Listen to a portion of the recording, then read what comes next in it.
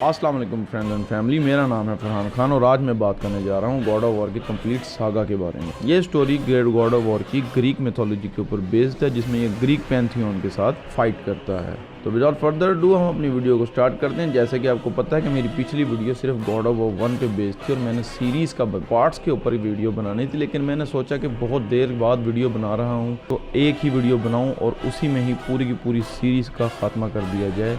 So strap yourself in and this is what you need to know about the entire original God of War saga.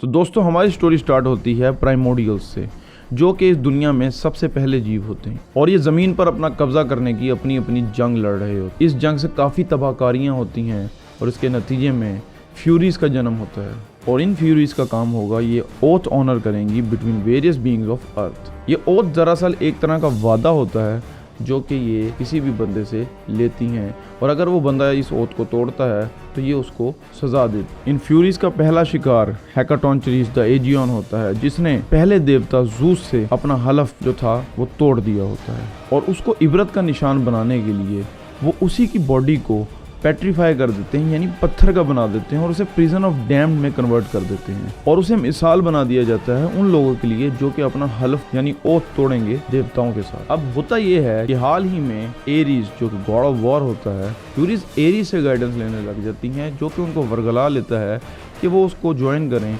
Olympus के ऊपर हमला करने। Aries और 3 Furies में से एक इलेक्ट्रो, जिनको पता होता है कि अगर वो मिलके भी ओलंपस पर हमला करें तो वो काफ़ी ना होगा, तो इस वजह से वो एक बेटे को जन्म देते हैं इस सोच में कि वो इतना पावरफुल होगा कि वो ओलंपस के तमाम देवताओं को हरा सकेगा। लेकिन उनकी तरकीब नाकाम रहती है क्योंकि जो बच्चा पैदा होता है जिसका नाम ऑर्कोस होता है वो बहुत कमज़ोर होता है और एरीज उसे अपना बेटा मानने से इनकार कर देता है और उसे डिसऑन कर देता है। लेकिन जो फ्यूरीज होती हैं वो ऑर्कोस को एज अ ओथ कीपर रख लेती हैं। अब उधर दूसरी तरफ एरीज को एक ऐसा वॉरियर चाहिए होता है जो कि उसके साथ मिलकर ओलंपस के तमाम देवताओं को हराए ताकि एरीज किंग ऑफ ओलंपस बन सके। अब दूसरी तरफ जूस किंग ऑफ गॉड्स, उसको ऑरिकल से एक प्रोफेसी होती है जिसमें बताया जाता है कि उसकी मौत एक मार्क्ड वॉरियर के थ्रू होगी जो कि उसी का ही बेटा होगा। तो जूस एरीज को जिम्मे लगाता है कि वो जाए और इस थ्रेट को रिमूव करे। एरीज को एक बच्चा मिलता है डेमोस, जिसके जिस्म पर एक लाल किस्म का पैदाइशी निशान होता है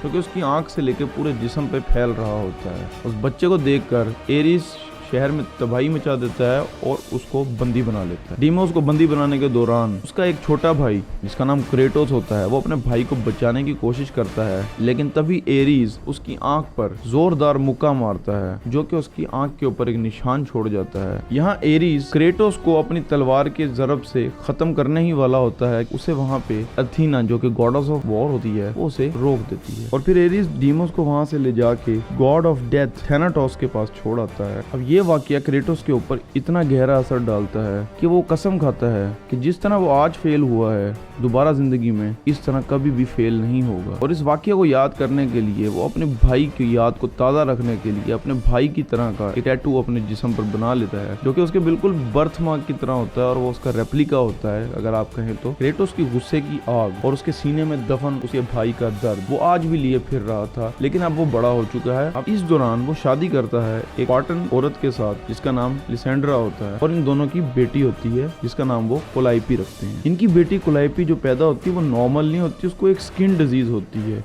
और स्पार्टन आर्मी का ये रूल होता है कि ओनली द स्ट्रॉन्ग लिव। क्योंकि कोलाइपी एक कमजोर बच्चा पैदा होती है तो स्पार्टन रूल्स के मुताबिक या तो उसे मार दिया जाएगा या उसे मरने के लिए छोड़ दिया जाएगा। तो स्पार्टन लोग यही कहते हैं कि भाई इसे एक खाई में फेंक दिया जाएगा और वहीं पे ये सड़ के मर जाएगी। अब क्योंकि क्रेटोस और लिसेंड्रा को अपनी बेटी कोलाइपी जाहिरी बात है बहुत ही प्यारी होती है, उसकी जान को बचाने के लिए क्रेटोस उसकी बीमारी का इलाज ढूंढने के लिए सफर पर रवाना हो जाता है और उस सफर में उसने ढूंढना होता है एम्ब्रोजिया को जो कि उसकी बेटी की स्किन डिजीज को क्योर कर सकेगा और कहा जाता था कि ये एम्ब्रोजिया मरे हुए को भी वापस ला सकता है। अब ये बात क्रेटोस के इल्म में तो नहीं होती, लेकिन ऊपर बैठे देवता एक दूसरे के साथ शर्त लगाते हैं और एम्ब्रोजिया को क्लेम करने के लिए अपने अपने वॉरियर्स को सिलेक्ट करते हैं। अब एरीज जो क्रेटोस के ऊपर नजर रखे बैठा होता है वो क्रेटोस के ऊपर अपनी शर्त लगा देता है और क्रेटोस एम्ब्रोसिया को हासिल करने के लिए बहुत से देवताओं के चुने हुए वॉरियर्स को हरा देता है। क्रेटोस का सामना बारबेरियन से होता है। अब एल्रिक बारबेरियन जो है, अब जाहिर बात है एम्ब्रोसिया लेने के लिए जितने भी वॉरियर्स हैं उनकी कोई ना कोई एक वजह होती है और एल्रिक की भी यही वजह होती है क्योंकि जो उसका वालिद होता है, जो उसको जरूरत होती है, वो भी बीमारी से मर रहा होता है और वो उसके क्योर के लिए एम्ब्रोसिया चाहिए होता है। लेकिन इनका एक खूनखार मुकाबला होता है जिसमें क्रेटोस को फतह होती है और फिर क्रेटोस स्पार्टा वापस आकर एम्ब्रोसिया की मदद से अपनी बेटी को हील कर देता है। क्रेटोस की इस बहादुरी को देखकर उसे आर्मी का कैप्टन बना दिया जाता है। अब बतौर captain of Spartan army Kratos अपनी फौज को बहुत सी फतवाहत से हमकिनार कराता है और हर एक फतह उसके अंदर भूख पैदा करती है मजीद पावर की और मजीद सुप्रेमेसी की। पर उसकी बीवी उससे नाराज भी होती है और कहती है कि वो एक दिन पछताएगा। फिर एक दिन क्रेटोस का सामना अपने एक पुराने दुश्मन बारबेरियन एल्रिक से होता है जो अब बहुत बड़ी फौज का सरदार होता है और उसकी नजर में अभी भी क्रेटोस उसके बाप का हथियारा होता है। अब इस जंग में क्रेटोस की जो आर्मी है वो कोई मैच नहीं साबित होती एल्रिक की फौज के सामने। मुकाबला चंद घंटे ही चलता है और बारबेरियंस की फौज क्रेटोस की स्पार्टन आर्मी को हरा देती है और दूसरी तरफ क्रेटोस जमीन पर पड़ा एल्रिक के रहमो करम पर होता है। क्रेटोस आसमान की तरफ देखता है और एरीज से मदद की भीख मांगता है। आसमान फटता है और एरीज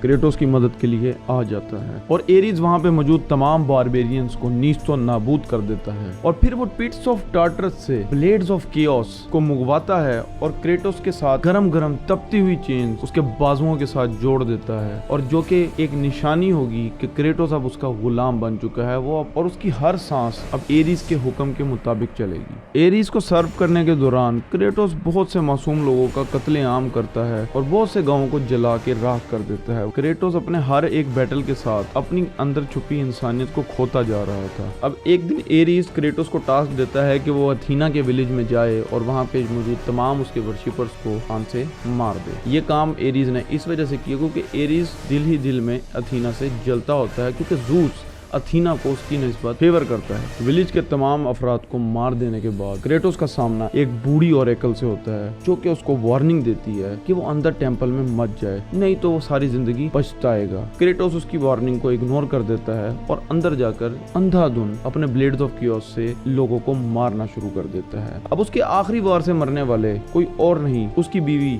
और उसकी बेटी कोलाइपी होती है। ये देखकर क्रेटोस जमीन पर अपने घुटनों के बल गिर जाता है और ज़ारों की तार रोने लगता है और तभी एरीज की झलक वहां पे नमूदार होती है और वो क्रेटोस को बताता है कि वो चाहता था कि वो एक परफेक्ट वॉरियर में तब्दील हो और एक परफेक्ट वॉरियर बनने के लिए उसे अपनी तमाम कमजोरियों को मिटाना होगा। और वो बताता है कि उसने सीक्रेटली उसकी बेटी और उसकी बीवी को वहां पे ट्रांसपोर्ट किया। क्रेटोस टेंपल से बाहर आ जाता है, अपनी बीवी और बेटी की बॉडीज को जलने के लिए छोड़ देता है और उसी वक्त बूढ़ी ओरेकल आती है और वो क्रेटोस की फैमिली की राख उसकी स्किन पर चस्पा कर देती है और उसको कर्स देती है कि ये एशिस कभी भी उसकी स्किन से रिमूव नहीं हो सकेंगी और जो उसने घिनौने जुर्म किए हैं ये तमाम लोग उससे देखकर सबक हासिल कर सकेंगे। और इस वाकये के बाद क्रेटोस का नाम गोस्ट ऑफ स्पार्टा पड़ जाता है। अब क्रेटोस एरीज से अपना ओथ तोड़ देता है और ओथ तोड़ने के नतीजे में कोई भी शख्स किसी गॉड से या देवता से अपना ओथ तोड़ते हैं तो फ्यूरीज उसको हंट डाउन करती हैं और टॉर्चर करती हैं और क्रेटोस के साथ भी फिर यही होता है। फ्यूरीज क्रेटोस को इल्यूजन्स के थ्रू बहुत ज्यादा टॉर्चर करती हैं और उसे बीट डाउन करती हैं। अब क्रेटोस फंसा होता है एक ऐसी इल्यूजन में जिसमें उसे लग रहा होता है कि वो अपने पुराने घर में रह रहा है जो कि स्पार्टा में होता है। ऑर्कोस क्रेटोस के सामने नमूदार होता है और उसको लसांड्रा उसकी बीवी का नेकलेस देता है जिसकी मदद से वो उस इल्यूजन को ब्रेक कर देता है। ऑर्कोस क्रेटोस को कन्विंस करता है कि वो अलीथिया से मिले जो कि एक ऑरेकल होती है डेल्फाई में। क्रेटोस को ऑरेकल बंदी हालत में मिलती है और वो बहुत ज्यादा जख्मी होती है और वो उसे बताती है कि एरीज से ओथ तोड़ने का एक ही तरीका है कि वो फ्यूरीज को हरा दे। क्रेटोस ऑर्कोस के पास वापस आता है और ऑर्कोस उसे बताता है कि एरीज की असल इंटेंशंस ये थी कि वो ऑर्कोस को इस्तेमाल करेगा ज़ूस को डीथ्रोन करने के लिए ओलंपस की बादशाही से। अब ये जानने के बाद क्रेटोस निकल पड़ता है डेलोस फ्यूरीज को स्ले करने के लिए। क्रेटोस की आमद पर पहले ही फ्यूरीज उस पर घात लगाई बैठी होती हैं और उसको बंदी बना लेती हैं और फ्यूरीज क्रेटोस को टॉर्चर करती हैं प्रिजन ऑफ द डैम में। फ्यूरिस क्रेटोस को प्रिजन ऑफ द डैम में 2 हफ्ते टॉर्चर करती हैं, लेकिन क्रेटोस किसी न किसी तरीके से वहां से भाग निकलने में कामयाब हो जाता है और फ्यूरिस से मुख्तलिफ एनकाउंटर्स पर आखिरकार क्रेटोस तीनों फ्यूरिस को हरा देता है। तीनों फ्यूरिस की डेथ के बाद क्रेटोस अपने होम स्पार्टा में वापस आ जाता है, जहाँ पर उसे ऑर्कोस मिलता है, जो कि क्रेटोस को रिवील करता है कि उसने बेशक फ्यूरिस को तो मार दिया, लेकिन फ्यूरिस ने क्रेटोस का ओथ ट्रांसफर कर दिया है ऑर्कोस को, जिसकी वजह से उसका एरिस से बॉन्ड अभी तक इंटैक्ट है। अब क्योंकि ओथ कीपर ऑर्कोस है, तो क्रेटोस को ऑर्कोस को भी मारना होता है और वो क्रेटोस से एक ऑनरेबल डेथ की डिमांड करता है और वो एरिस के चंगुल से आजाद होना चाहता है। क्रेटोस ऑर्कोस के कहने पर उसको मार देता है और उसकी बॉडी को और अपने घर को दोनों को जला देता है। और अब क्योंकि एरिस का बॉन्ड क्रेटोस के साथ खत्म हो चुका होता है, अब क्रेटोस एक लॉन वॉरियर बन जाता है और वो सर्व करने लग जाता है ओलंपस के गॉड्स को। फिर उसके बाद हमारी स्टोरी चली जाती है God of war chains of Olympus के प्लॉट के ऊपर, जहाँ पर क्रेटोस एक इन्वेडिंग पर्शियन आर्मी को डिफीट करता है और पर्शियन आर्मी को हराने के बाद क्रेटोस आसमान की तरफ देखकर अपने नेक्स्ट टास्क के बारे में उनसे पूछता है और ये कहते ही अचानक आसमान से सूरज जमीन की तरफ नीचे गिर जाता है,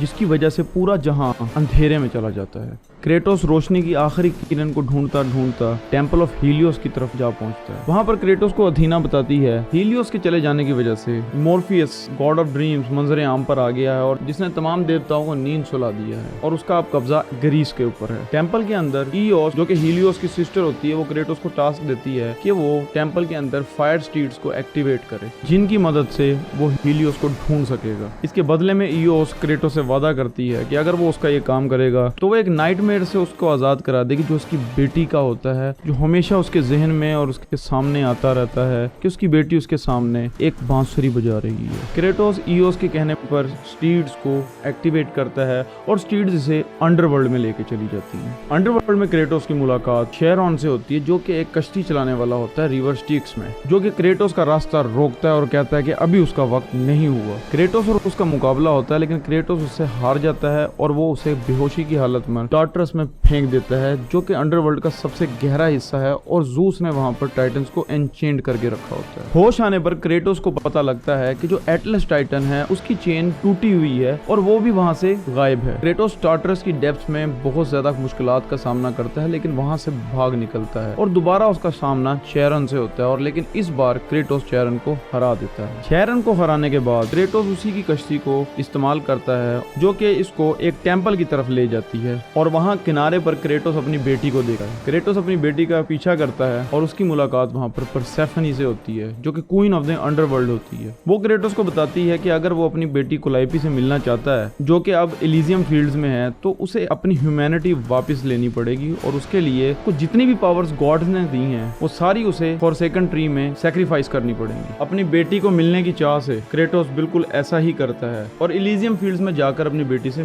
जा मिलता है, लेकिन उसी वक्त परसेफनी आ जाती है और वो अब अपनी ट्रू इंटेंशंस को जाहिर करती है और वो बताती है कि टाइटन एटलस को उसी ने ही आजाद किया था और वो इस वक्त हीलियोस की ताकत से पिलर्स ऑफ द वर्ल्ड को डिस्ट्रॉय कर रहा है, जिसने इस पूरी कायनात को उठाए रखा है। और जैसे ही पिलर ऑफ द वर्ल्ड टूटेगा, उसके नतीजे में सारी की सारी दुनिया तबाह हो जाएगी और उसके साथ ओलंपस भी। परसेफनी ये सब कुछ इस वजह से कर रही होती है क्योंकि जूस ने उसकी शादी हेडिस से जबरदस्ती करवाई होती है और उसे जबरदस्ती क्वीन ऑफ द अंडरवर्ल्ड बनाया गया होता है। ये सब देख क्रेटोस को मजबूरन फॉरसेकन ट्री से दोबारा से अपनी पावर्स को रिट्रीव करना पड़ जाता है, जिसके नतीजे में वो अब अपनी बेटी से कभी नहीं मिल पाएगा और अपनी बेटी की मर्जी के बगैर वो गोस्ट ऑफ स्पार्टा दोबारा से बन जाता है और परसेफनी को रोकने के लिए निकल पड़ता है। क्रेटोस का सामना परसेफनी से पिलर की बेस पर होता है, जहाँ से परसेफनी क्रेटोस को पिलर के टॉप पर ले जाती है। वहाँ पे दोनों का मुकाबला होता है, लेकिन परसेफनी उसको इस बात पे इंसिस्ट करती है कि वो अपनी बेटी को दोबारा से रिज्वाइन कर ले एलिजियम में।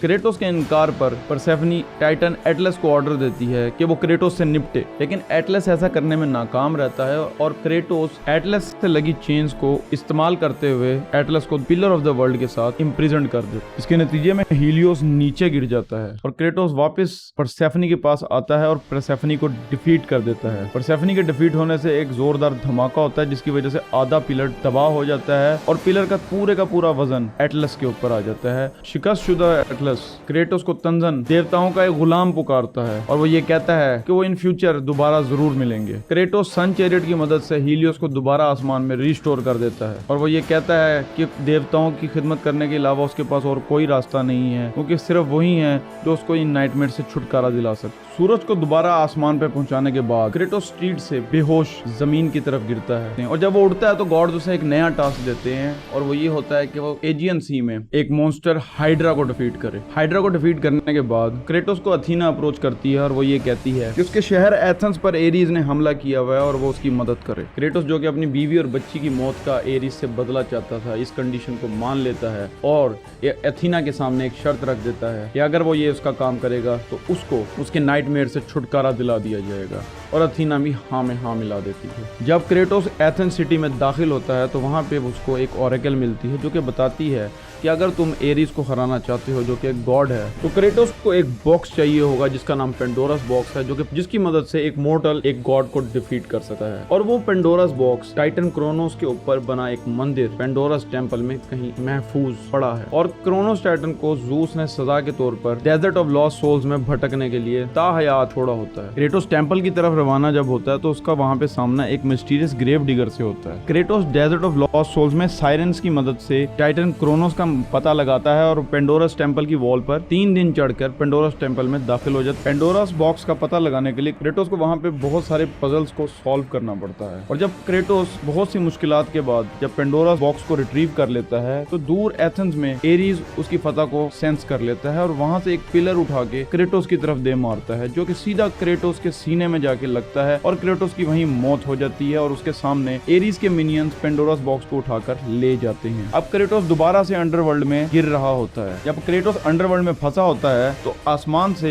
एक बड़ा सा पत्थर रस्सी समेत नीचे आके गिरता है जिसके ऊपर क्लाइंब करके क्रेटोस ऊपर चढ़ जाता है और ऊपर आने पर उसकी मुलाकात उसी मिस्टीरियस ग्रेव डिगर से होती है जो कि क्रेटोस को अपना बेटा कहकर पुकार रहा होता है। अब क्रेटोस की ग्रेव डिगर की मदद से एथेंस वापसी हो चुकी होती है और वहाँ पर ये एरीज को दोबारा से कॉन्फ्रंट करता है। अब इस बार क्रेटोस पेंडोरस बॉक्स को ओपन करता है और उसकी तमाम ताकतें उसके अंदर समा जाती हैं जिसकी मदद से वो एरीज को डिफीट कर देता है। एरीज को डिफीट करने के बाद देवता उसकी तारीफ करते हैं और इस बात पर क्रेटोस अथीना को अपना वादा पूरा करने के लिए कहता है। तो उस वक्त अथीना क्रेटोस को बताती है कि उसके गुनाह तो माफ कर दिए जाएंगे लेकिन पास्ट में जो उसने गुनाह किए हैं और उसके नाइटमेयर्स उससे उसका छुटकारा नहीं छूटने वाला। क्रेटोस पे जब यह हकीकत अयां होती है तो वो मायूस होकर पहाड़ की चोटी पर चढ़ता है और जब उसे ये पता लगता है कि सिर्फ अब मौत ही उसका छुटकारा है तो वो वहां से छलांग लगा देता है। लेकिन किस्मत को क्रेटोस के लिए कुछ और ही मंजूर होता है और अथीना क्रेटोस को मरने से बचा लेती है और उसे वापस पहाड़ की चोटी पर ले आती है और उसे कहती है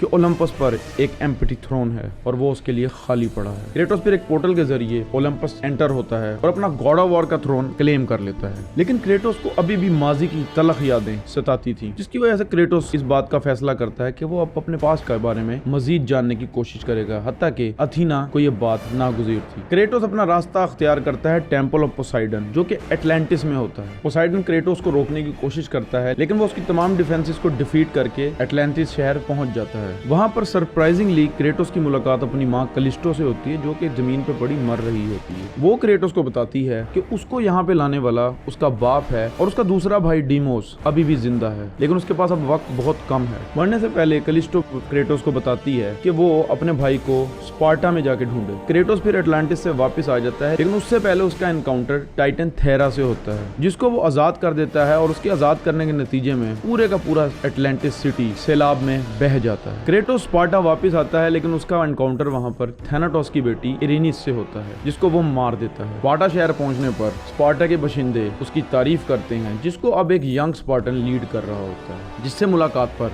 वो क्रेटोस को अपना एक स्पीयर और एक शील्ड दे देता है। उसके बाद क्रेटोस टेम्पल ऑफ एरीज पे जाता है। वहां पर इसका एनकाउंटर एक ऐसी स्पिरिट से होता है जो कि इसकी बचपन की स्पिरिट होती है। वहां पर इसको पता लगता है कि इसको दोबारा से एटलांटिस जाना पड़ेगा और वहां पर डेथ डोमेन को ढूंढना पड़ेगा। एटलांटिस वापस पहुंचने पर क्रेटोस को पोसाइडन का एक टूटा हुआ स्टैचू रोकता है जिसके जरिए पोसाइडन क्रेटोस को धमकी देता है कि क्रेटोस के उसके किंगडम एटलांटिस को सिंक करने की कीमत चुकानी पड़ेगी। क्रेटोस स्टैचू की बात को अवॉइड कर अपना रास्ता रूइंस ऑफ सिटी की तरफ करता है जहां पर उसकी मुलाकात दोबारा से ग्रेव डिगर से हो जाती है जो कि उसे वार्निंग देता है कि वो देवताओं से इस तरह का रवैया और इस तरह का बर्ताव ना करे। वहां पर पहुंचने पर क्रेटोस डेथ डोमेन का गेटवे को ढूंढ निकालता है। अंदर पहुंचने पर क्रेटोस अपने भाई डीमोस को ढूंढता है और उसे फ्री करता है और फ्री करने के बाद डीमोस को उसके ऊपर बहुत ज्यादा गुस्सा होता है और वो उसको मारने लग जाता है। और उसके गुस्सा करने की वजह ये होती है कि इतने अरसे से क्रेटोस ने उसकी मदद क्यों नहीं की। दोनों भाइयों की लड़ाई के दरमियान में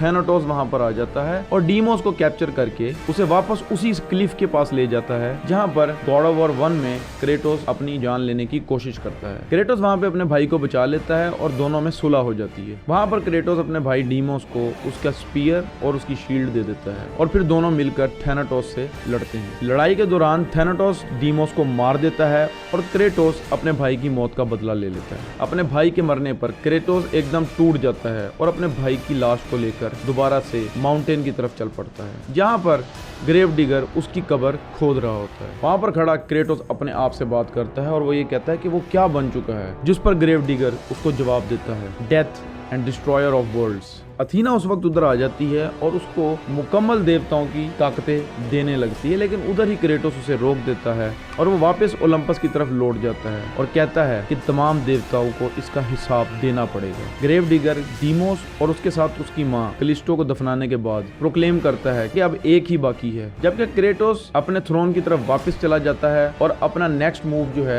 उसकी प्लानिंग शुरू कर देता है देवताओं के खिलाफ, जिसमें वो अपनी स्पार्टन आर्मी को लीड करता है और वो ग्रीस के ऊपर कब्जा करने का सोच लेता है। ग्रीस पर हमला करने के बाद अथीना क्रेटोस को अपना हमला रोकने का कहती है, जिस पर क्रेटोस साफ इनकार कर देता है और वो वहां से अपनी आर्मी को टाउन ऑफ रोड्स पहुंच जाता है। वहां पर एक ईगल क्रेटोस के ऊपर हमला कर देती है, जिसे क्रेटोस अथीना समझता है। ईगल के हमले की वजह से क्रेटोस अपनी गॉडली एबिलिटीज को खो देता है।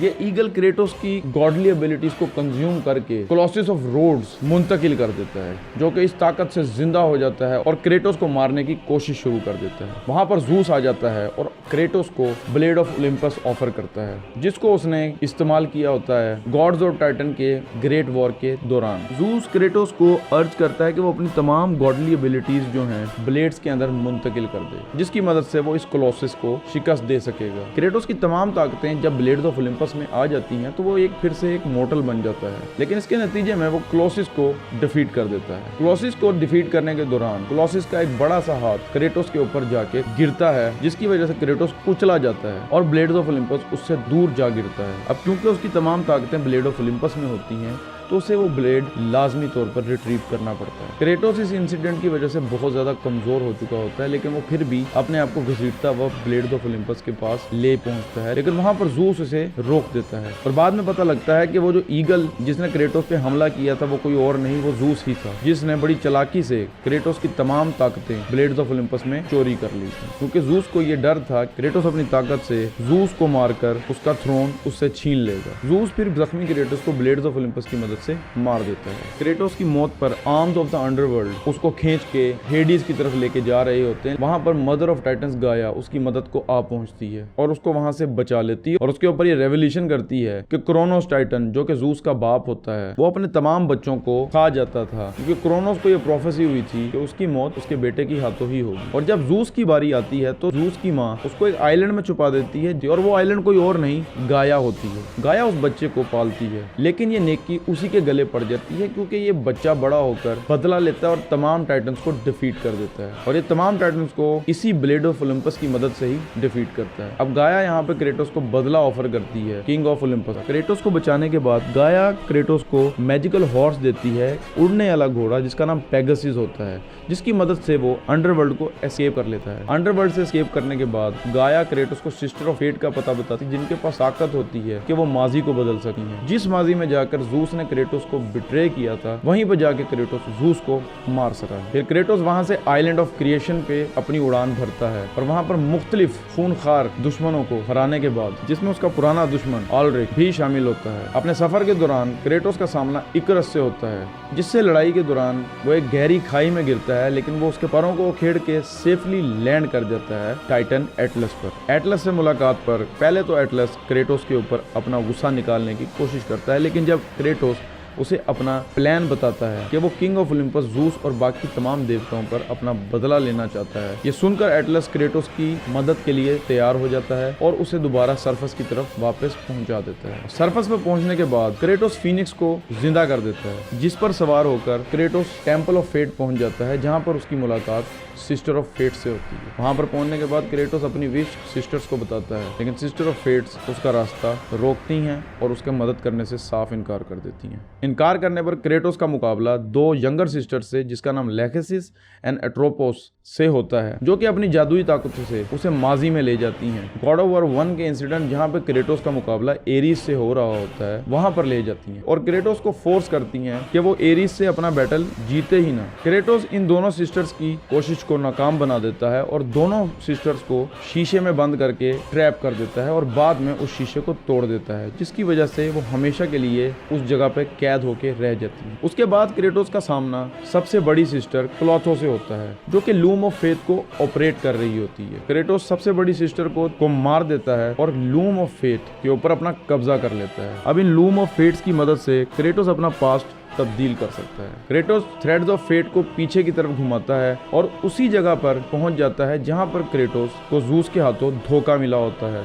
क्रेटोस वहां पर पहुंचकर अपने आप को बचा लेता है और वहां पे ब्लेड्स ऑफ ओलंपस को क्लेम कर लेता है। वहां पर इनकी एक बहुत खूंखार लड़ाई होती है। काफी ब्रूटल फाइट के बाद ज़ूस क्रेटोस पे लाइटनिंग का हमला करता है, जिसके बाद क्रेटोस शिकस्त तस्लीम करने का नाटक करता है और अपने घुटने टेक देता है। लेकिन जैसे ही ज़ूस अपना फाइनल ब्लो करने लगता है, क्रेटोस काउंटर करता है और ब्लेड्स ऑफ ओलंपस छीनकर ज़ूस के चेस्ट में खोप देता है। लेकिन जैसे ही क्रेटोस ज़ूस को मार सके, वहां पे अथीना आ जाती है और क्रेटोस को ज़ूस को मारने से रोक देती है। ज़ूस वहां से भागने की कोशिश करता है। क्रेटोस गुस्से में आकर ब्लेड्स ऑफ ओलंपस से ज़ूस पर हमला करता है, लेकिन सामने अथीना आ जाती है और वो अपने आप को ज़ूस की खातिर सेक्रीफाइस कर देती है। अथीना क्रेटोस को बताती है कि ये उसने इस वजह से किया कि जो साइकिल चलता आ रहा है कि जिसमें बेटे अपने ही बापों को कत्ल कर देते हैं, इसको रुकना चाहिए। और वो बाद में क्रेटोस के सामने रेवोल्यूशन करती है कि ज़ूस ही उसका बाप है। अथीना के मरने के बाद क्रेटोस कसम खाता है कि वो ओलंपस को तबाह व बर्बाद कर देगा। तो वो लूम ऑफ फेट वापस आता है और उस टाइम में जाता है जहां पर गॉड्स और टाइटन की लड़ाई चल रही होती है। वहां पर पहुंच के क्रेटोस गाया को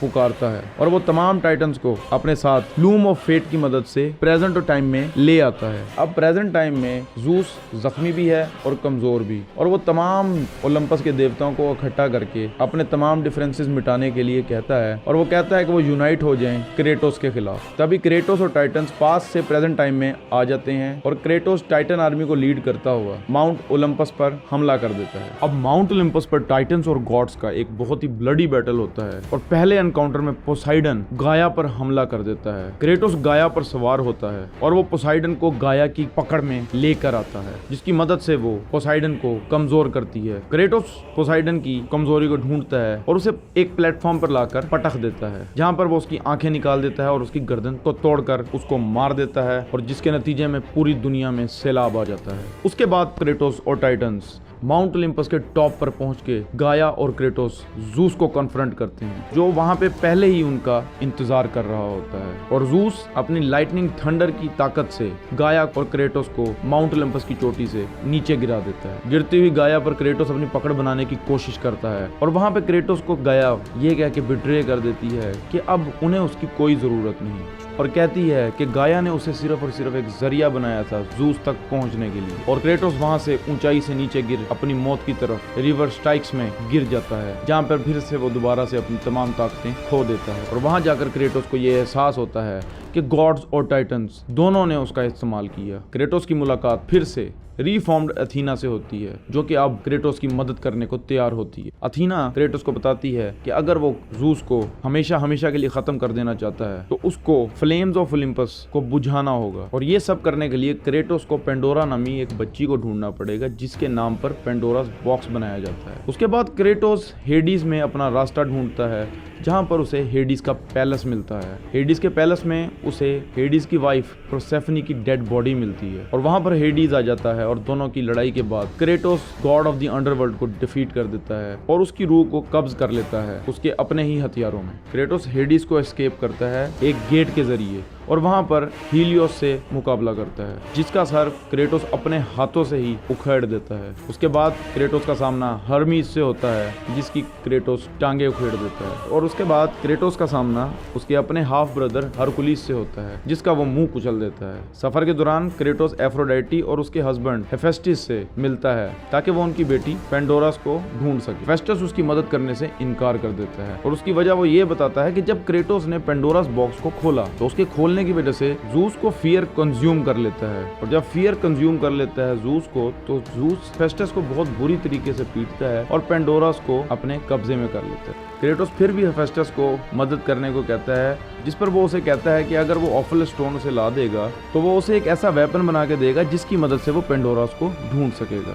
ऑफल स्टोन को ढूंढते ढूंढते क्रेटोस का सामना क्रोनोस से होता है, और क्रोनोस को ये लगता है कि क्रेटोस ने गाया पर हमला किया है और उसे मारने की कोशिश की है। और फिर तब क्रेटोस की फाइट क्रोनोस से होती है और वो क्रेटोस को पकड़कर क्रेटोस को साबुत निगल जाता है। क्रोनोस के स्टमक में जाकर क्रेटोस वहां पर ऑफल स्टोन को रिट्रीव कर लेता है और ब्लेड ऑफ ओलंपस की मदद से उसके पेट के ऊपर एक जरब लगाकर बाहर आ जाता है और क्रोनोस को हमेशा हमेशा के लिए सुला देता है। क्रेटोस ऑफल स्टोन को लेके हेफेस्टस के पास आता है, जो कि रिवील करता है कि उसने क्रेटोस को सुसाइड मिशन पर भेजा था, यानी मरने के लिए भेज दिया था। हेफेस्टस क्रेटोस के सामने मासूम बनने का बहाना बनाता है और उसे चालाकी से मारने की कोशिश करता है, लेकिन ये उसकी कोशिश नाकाम रहती है और क्रेटोस उसको भी मार देता है और क्रेटोस आगे बढ़ जाता है। अब उसका सामना गार्डन ऑफ ओलंपस में जूस की बीवी हेरा से होता है, जो कि नशे की हालत में होती है। गार्डन ऑफ ओलंपस के पजल्स को सॉल्व करने के बाद हेरा क्रेटोस को पेंडोरा का मजाक उड़ाती है और कहती है उसके तमाम अटेम्प्ट्स की तरह ये अटेम्प्ट भी फेलियर ही होगा, जिसकी वजह से क्रेटोस को तैश आती है और वो उसकी गर्दन को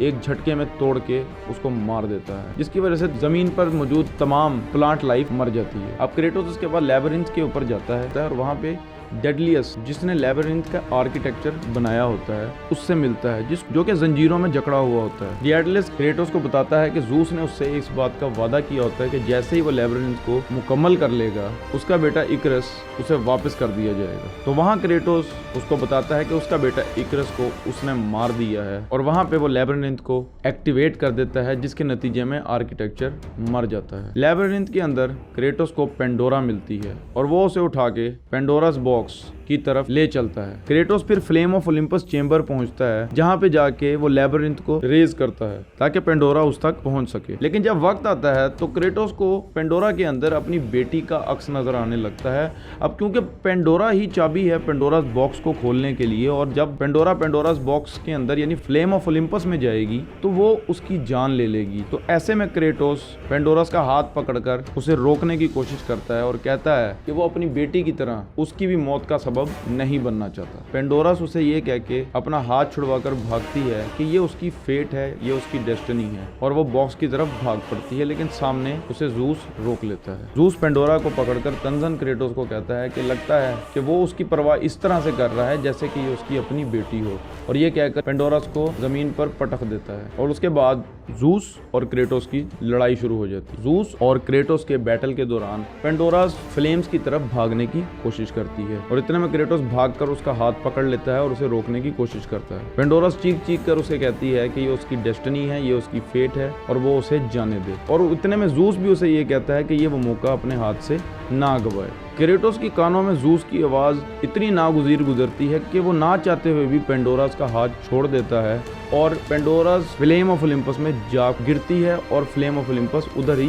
बुझ जाती है। और जब क्रेटोस की आंख खुलती है तो क्रेटोस पेंडोरास बॉक्स के पास जाता है और पेंडोरास बॉक्स को खोल के देखता है, और जब उसे खोलता है तो उसे पता लगता है कि बॉक्स तो एम्प्टी होता है। जूस का ये सब कुछ देखने के बाद जूस क्रेटोस को तंजन कहता है कि उसकी जिंदगी में फेलियर के अलावा और कुछ भी नहीं लिखा। और उसके बाद क्रेटोस और जूस अब एक फाइनल बैटल में एक दूसरे को कन्फ्रंट करते हैं। अब इनकी ब्रूटल फाइट के दौरान गाया वहां पर आ जाती है और दोनों को मारने की कोशिश करती है। क्रेटोस और जूस अपनी जान बचाने के लिए छलांग लगा देते हैं गाया की छाती के सुराख में। ये सुराख एक जख्म होता है जो कि गाया को पोसाइडन की तरफ से मिला होता है। अब क्रेटोस और जूस दोनों फाइट करते हैं गाया के हार्ट चैम्बर में। क्रेटोस ब्लेड ऑफ ओलंपस को जूस की छाती में और गाया के हार्ट में बैक वक्त खबो देता है, जिसके नतीजे में दोनों गाया और जूस मारे जाते हैं। क्रेटोस की आंख खुलती है और उसके सामने एक तबाहशुदा जमीन होती है। क्रेटोस को जूस की बॉडी मिलती है और वहां से वो ब्लेड को रिट्रीव कर लेता है और जैसे ही वो वहां से जाने लगता है, जूस की स्पिरिट क्रेटोस पर हमला कर देती है। जूस की स्पिरिट क्रेटोस के गुस्से को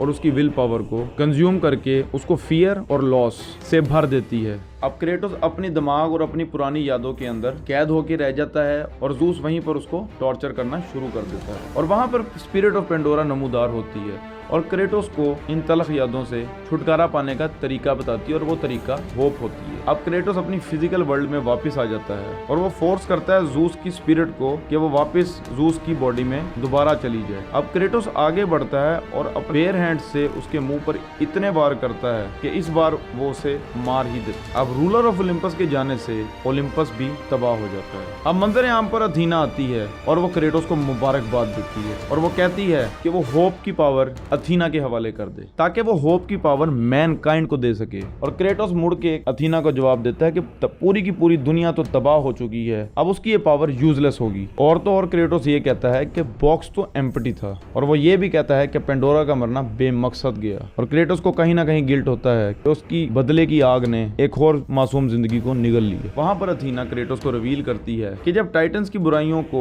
बॉक्स में पहली बार सील किया गया तो इन ईवल से निपटने के लिए अथीना ने दुनिया के सबसे पावरफुल हथियार द पावर ऑफ होप को भी उसी के साथ कैद कर दिया। और अथीना बताती है कि जब पहली बार पेंडोरास बॉक्स को खोला गया तो उसके अंदर की तमाम ईवल्स को टाइटंस के तमाम ईवल्स फैल गए और पावर ऑफ होप लॉस्ट हो गई। पेंडोरास बॉक्स खोलने पर अथीना ये समझती थी टाइटंस की तमाम बुराइयां क्रेटोस के अंदर मुंतकिल हो गई और जो पावर ऑफ होप है वो कहीं ना कहीं गुम हो गई है। लेकिन असल में हुआ ये, ईवल ऑफ टाइटन जितने भी थे उन्होंने हमला किया गॉड्स ऑफ ओलंपस पर और जो होप थी वो क्रेटोस के दुखों में कहीं ना कहीं गुम हो गई थी। और तब उसे ये पता लगता है कि पावर ऑफ होप को इग्नाइट करने के लिए क्रेटोस को अपने आप को माफ करना पड़ेगा। अब जब क्रेटोस को ये रियलाइज होता है कि अब जिंदा रहने की कोई वजह रही ही नहीं तो वो ब्लेड ऑफ ओलंपस से अपनी जान खुद ही ले लेता है, पावर ऑफ होप को फ्री कर देता है मैनकाइंड के लिए। क्रेटोस का ये अमल देखकर अथीना को निहायत गुस्सा आता है और वो ये कहती है कि क्रेटोस ने उसको बहुत ज्यादा डिसअपॉइंट किया है। क्रेटोस अथीना की तरफ देखकर तंजन हंसता है और अथीना ब्लेड ऑफ ओलंपस को क्रेटोस से